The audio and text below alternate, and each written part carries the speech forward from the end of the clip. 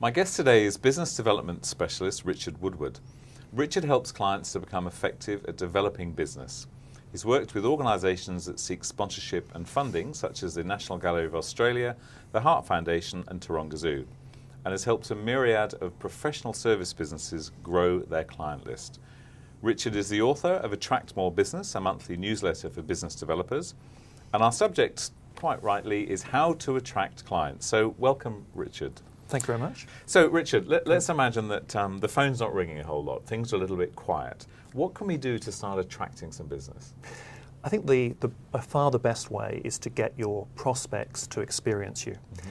And I mean experience in two ways. Yeah. Firstly, to experience you as a person, and that's really important because people like to work with people that they like. Okay.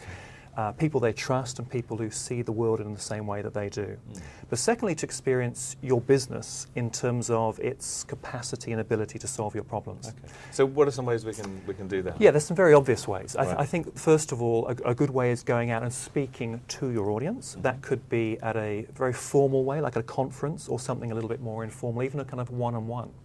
Yeah. Writing articles, mm-hmm. which your audience will read, or even constructing events or going to events where your audience can sample your approach. Okay. But I think the mistake people make, given that opportunity, is that they tend to engage in a passionate conversation about their cause, their organisation, mm-hmm. their product or their service. I think I know where you're going. But don't tend to attract someone, because the key to attraction is talking about the issues that your prospect is facing. Right, not what your company is all about. Absolutely. Yes. It's talking about their issues, giving them a sense of how you can and how they can solve their issues, and most importantly, to demonstrate how you've helped other people in a similar situation to achieve outcomes. Okay. All right. So first tip is get people to experience you. Yeah. Writing, speaking. Make sure that your subject matter is about the kind of the issues of your potential clients, not all about yourself. Yeah, absolutely. Okay. Second point. Where else do we go? Well, I think the second thing is to provide evidence of how you've helped people. And evidence is really important for a number of reasons. Number one, if you can provide evidence, it builds trust in you. But more importantly, it gives people the confidence to go with you. Mm. And also it differentiates you from the myriad of people that claim things which are not true. And you only have to flick on any website, or most websites, to see people talking about how they are the world's leading expert in this, the world's leading expert in that. So how do you differentiate yourself? By providing evidence. Okay. So and how do we sort of garner evidence? Well, the best type of evidence is, I would argue, is a testimonial case study from someone you've worked with. Okay. And to get that, you have to ask for it. Yeah. And people don't necessarily volunteer it, but they will, generally speaking, if you ask one, give you a testimonial. Mm-hmm. But I think it's about what is in the testimonial that's important. It's about a testimonial that talks about maybe the way that you work together, but more importantly, the outcomes you got for them. So that could be increasing their confidence, increasing sales, and preferably some kind of measurement around it, maybe 100%, 30%, or whatever it is. But it's also important that the testimonial comes from a credible source. Yes, of course. So what I mean by that... Not written by your best friend. Well, no, not written by your best friend, but also, like if I wanted a testimonial from you, it would be Robert Gerish, founder of Flying Solo, not RG from Santa Monica. Yes, it has to have some credibility. Yeah. And increasingly these days I see people that are doing using video as well as a means of getting testimony, which seems to be, this day and age, very effective. You're really seeing and hearing somebody speaking about somebody else. It's very powerful. Well, I think it is powerful. It provides the evidence and proof. But I think, again, in that, and I saw one yesterday, and I thought, I wasn't convinced because I wasn't convinced by the person giving the testimonial. Okay.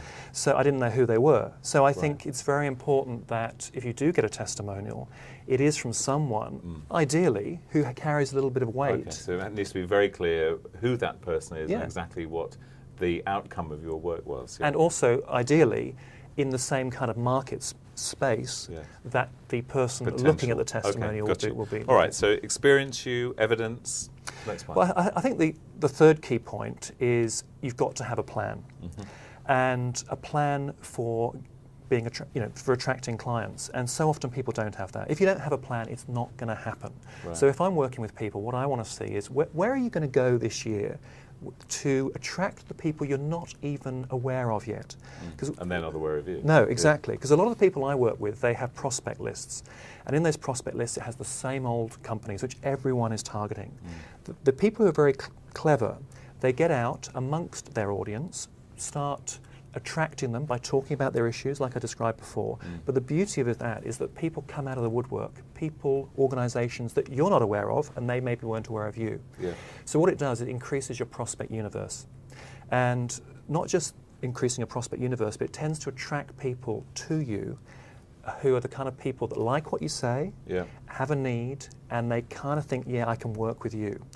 And that is so much more powerful than maybe having a prospect list of 100 people, phoning them all up, same old. Yeah, cold calls, same as everyone's doing. Sure. And so using the speaking analogy, if you're doing a talk for 45 minutes and there's 100 people in the room, that is like doing 100 sales calls in 45 minutes, absolutely. But much more powerful because at the end of it, if there's 5 people in the room that like you, they come to you. Yes, that's Whereas attraction. That's attraction.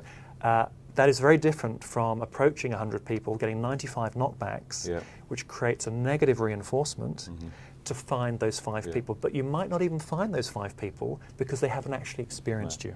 Richard, thank you so much for spending time with us. If we want to, so you publish a monthly newsletter? Yeah, Attract More Business. Tips, okay. And thank you again for joining us. Absolute pleasure, thank you.